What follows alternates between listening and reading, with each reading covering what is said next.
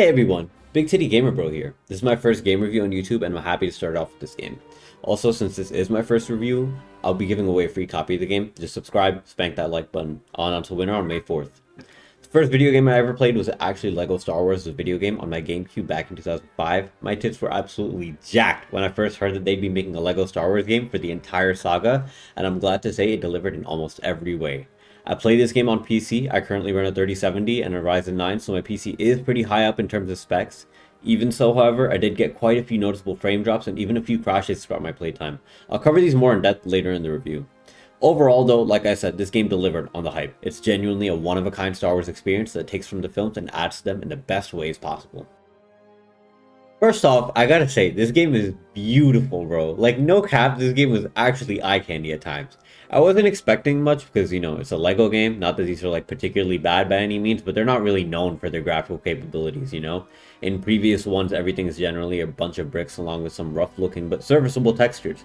This game, however, just looks smooth. It's not like Horizon Forbidden West or, like, Witcher 3 level graphics where every asset and texture is insanely detailed, but it genuinely just looks good.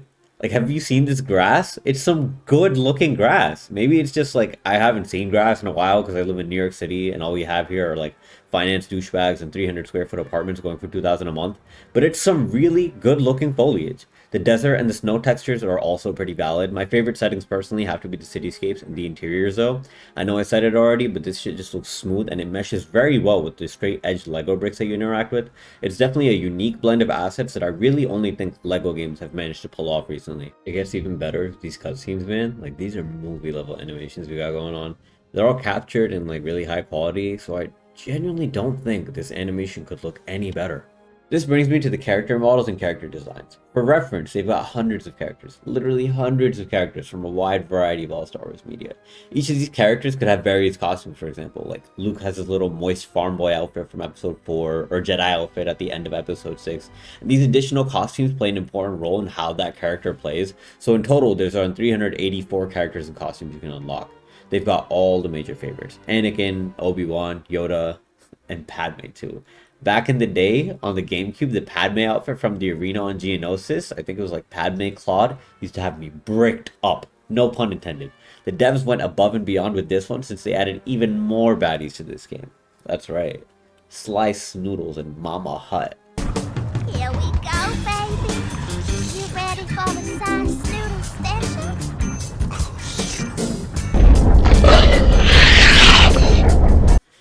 I do wish they added more characters from other Star Wars canon lore, like Captain Rex, Kanan, Rogue Squadron. I feel like Rex especially was such an important part of the Clone Wars. It's kind of mind-boggling that he's not included in the game. I also really wish we could create custom characters like in the previous LEGO games. I was really looking forward to making a stick-wielding midget with Soul Daddy Ren for the body piece and Yoda steps for legs. Because they added so many diverse assets and textures to the game, there was a fair amount of frame drop. There were slightly noticeable occurrences that happened very rarely in cutscenes specifically. These were pretty minute, not really a big deal. In my experience, the more noticeable ones happened in the levels with a lot of moving parts. The most jarring examples I can think of are the hub in Endor and the factory level in episode 2 on Geonosis. Even if I lower my graphics settings to the lower presets, it still lacks optimization in these areas, and it's really noticeable. I'm not talking like it just skipped a frame or two for a couple of seconds. I'm talking like impressively constant stuttering. I don't think I want to touch those parts of the game anymore just because of how annoying it was to play through them. Some other bugs I noticed were things like awkward pauses from NPCs or boss fights. For example, there will be like a transition between stages of a boss fight, right? During some fights, I have a couple of seconds of the enemy boss just standing still, not doing anything, and also not taking any damage.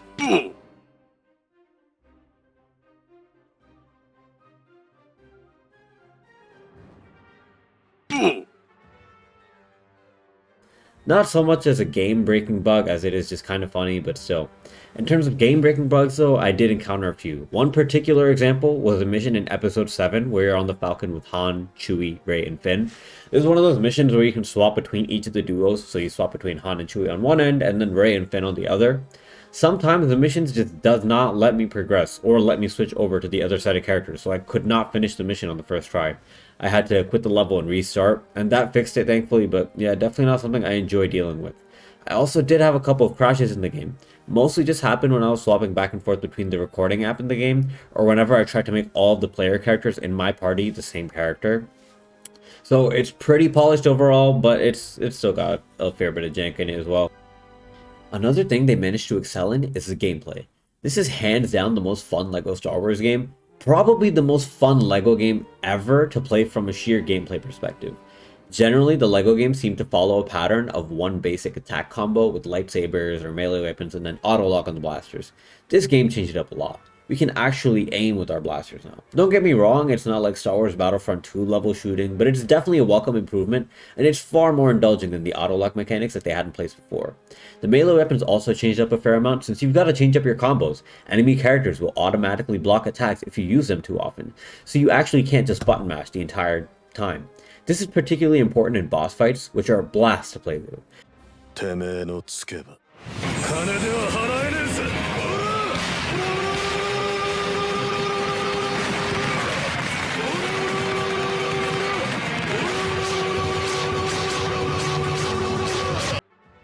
They also did a good amount of effort into the vehicle combat for this game. A good chunk of the maps in this game are in space, and for the most part, the ship gameplay is pretty solid. It can definitely be kind of clunky when you're steering. The controller presets for rotating the camera and moving are awkwardly positioned, but they work. The handling is definitely worse on ground level vehicles though. The steering and aiming is pretty awkward, but thankfully I don't think there's more than 2 or 3 missions forcing you to play with them. On top of all this, they actually implemented skill trees into the game, which was totally unexpected. Admittedly, it's pretty basic stuff like adding to your health bar, adding damage to specific player classes, unlocking studs by performing class-specific actions, etc.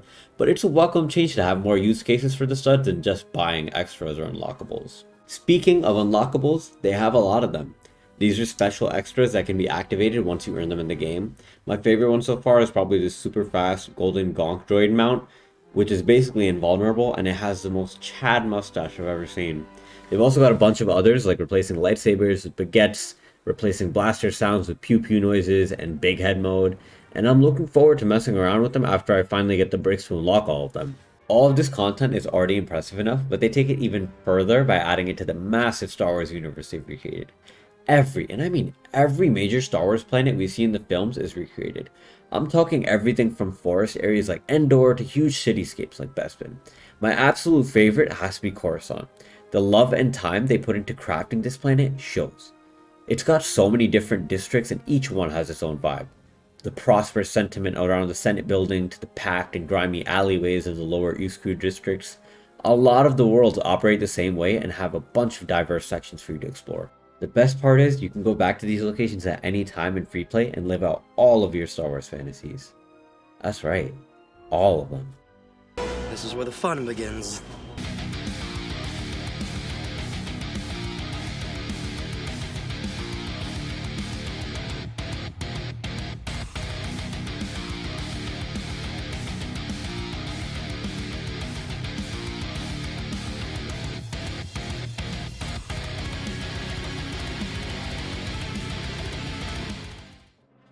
All of these worlds are filled with puzzles to unlock bricks and data cards, which can be used to upgrade perks in the skill tree or unlock extras that I mentioned before. These puzzles are actually pretty fun to follow. This review actually took so long because I kept getting distracted between missions in these free play areas. I kept seeing these puzzles and bricks and I wanted to unlock them while I was there. And there's a lot of these, by the way. I think 1,186 in total, each with their own little puzzle or quest to find them. The side quests are also pretty great for the most part. These are usually fun little quests used to unlock certain characters to play with. They've also got a few random occurrences. There's this one specific one with the protocol droid that happens in episode 1 in Tatooine. I don't want to spoil anything, but pay special attention after you complete the first few missions on Tatooine, and hopefully you'll notice this.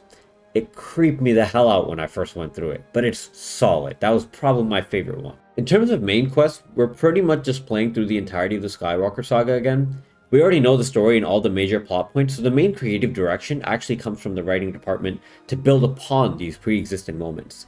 It's a really funny and fresh take. I haven't laughed this hard with a game since like Borderlands 2. The humor is really classical, and it doesn't try too hard. It's just lighthearted enough for everyone, honestly. Think like Tom and Jerry type stuff. They also make note of all the memes and pop culture references surrounding the films, and they expand upon it. Again, I don't want to spoil anything in this section since this is pretty much the only new narrative you get to discover, but there's a lot of them. One of my personal favorite scenes in the movies is when Luke goes back to his homestead and finds it burned to the ground. It's supposed to be a really somber scene, man. Like, he just looks up into the twin suns of Tatooine and realizes there's nothing left for him on this planet. The universe is preparing to send him on the journey of his life. In the game, all you see is these stormtroopers burning things and then planting a hologram of Darth Vader over his adoptive parents' dead bodies like he just left some sort of Fortnite emo behind. And then Luke looks sad for a second and goes, yep, that sucks.